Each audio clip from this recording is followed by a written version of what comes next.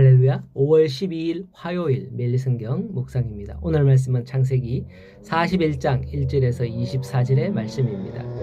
여러분들은 혹 선을 베풀었으나 상대방이 그것을 잊은 적은 없는지요? 요즘은 이런 일이 없을 텐데 예전에 실제 방송과 뉴스에 이런 일들이 가끔 나왔습니다.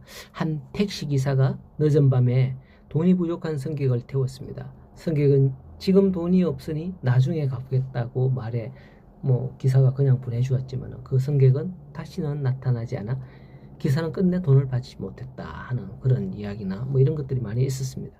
이렇게 세상에는 선을 베풀었으나 그것을 도리어 악용하는 사례가 많았습니다. 누구에게도 하소연할 길은 없는 것이죠. 오늘 말씀해 보면 요셉이 그런 일을 당했습니다. 1절에 만 2년 후에 바로가 꿈을 꾸었다라고 하죠. 이게 무슨 말이냐면 어제 마지막 21절에서 23절을 보면 바로가 술 맡은 관원장은 전직을 회복하며 그가 잔을 바로의 손에 맞들여 드렸고 떡 굽는 관원장은 매달리니 요셉이 그들에게 해석함과 같이 되었으나 술 맡은 관원장이 요셉을 기억하지 못하고 그를 잊었더라라고 나오고 있습니다. 즉 요셉이 한날 한시에 비슷한 꿈을 꾼 그들에게 꿈 해몽을 해 주었습니다. 그들이 그 꿈대로 이렇게 되었더라는 거죠. 요셉은 그 꿈을 해석해 주면서 40장 14절에 당신이 잘 되시거든 나를 생각하고 내게 은혜를 베풀어서 내 사정을 바로에게 아뢰어 이 집에서 나를 건져주소서라고 부탁했던 겁니다. 하지만 술 맡은 관원장은 복직 후 요셉을 기억하지 못했고 그를 잊었다는 것이죠. 옥중에서 자신을 그토록 정성스럽게 섬겼고 꿈으로 인해서 근심하고 있을 때 그 꿈 해석을 통해서 자신이 다시 복직될 것이라는 희망을 준 요셉의 은혜를 까맣게 잊어버리고 만 겁니다. 이 얼마나 배은망덕한 처사입니까? 제3자인 우리들이 봐도 술 맡은 관원장 처사는 비난받아 마땅합니다. 은혜를 입은 자는 마땅히 은혜를 베푼 사람을 기억하고 감사해야 하는 것이 옳은 것이잖아요. 그런데 이런 모습이 바로 우리 자신의 모습이 아닌지 또 이것도 모르겠습니다. 하나님께서는 죄로 인해 멸망당할 수밖에 없는 우리들을 위해서 독생자 예수 그리스도를 보내주신 우리를 구원해 주셨습니다.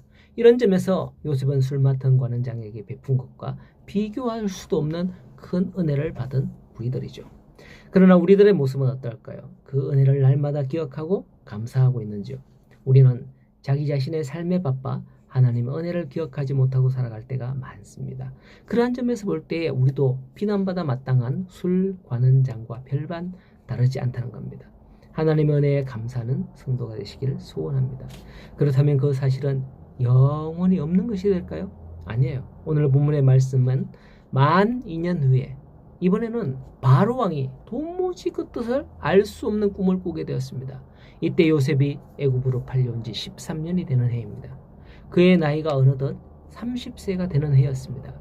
이쯤 되면 뭔가 척척 들어맞는 그런 느낌이 나야 합니다. 당시 사회에서는 남자가 공직사회에 요직에 오를 수 있는 나이가 30세거든요.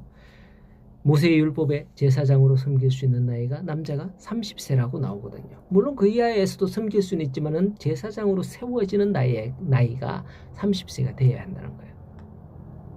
그 밑에서는 그냥 수종들 뿐이죠. 자, 그러나 종으로 팔리고 감옥에서 13년을 보내고 이리해서 30세가 된 요셉에게는 오히려 이젠 아무것도 기대할 수 없는 절망적인 30이 되었는데 아무것도 없는 그런 상황이 되었다고 봐야 됩니다. 누가 말했던가요? 40세가 되면 사람이 자기 얼굴을 책임져야 된다 이런 말을 했는데 지금 요셉은 30세가 됐는데 아무것도 이런 것이 없어요. 결혼도 장가도 안 갔고 아무것도 없단 말이죠. 예.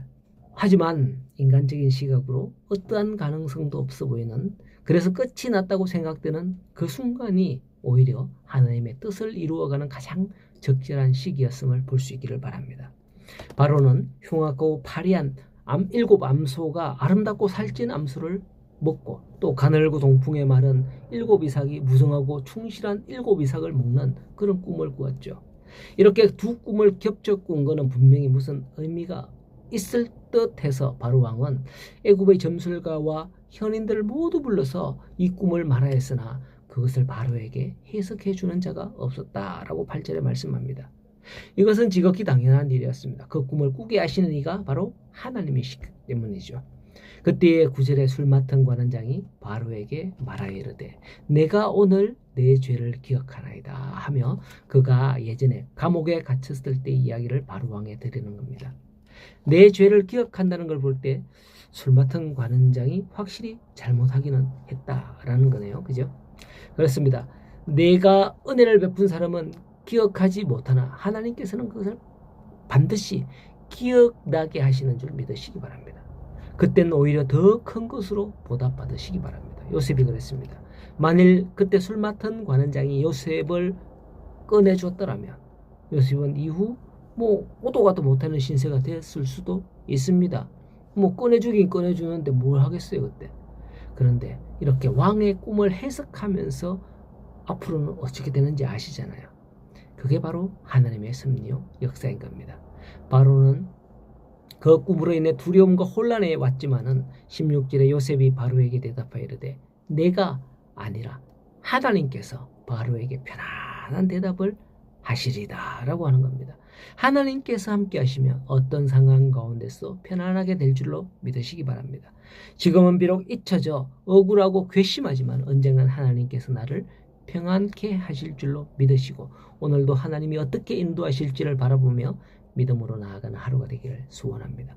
하나님은 우리를 버리지 아니하심을 믿을 때에 모든 근심이 사라지게 될 줄로 믿습니다. 오늘도 믿음으로 승리하며 담대함으로 살아가는 우리 성도님들 되시기를 간절히 소원합니다.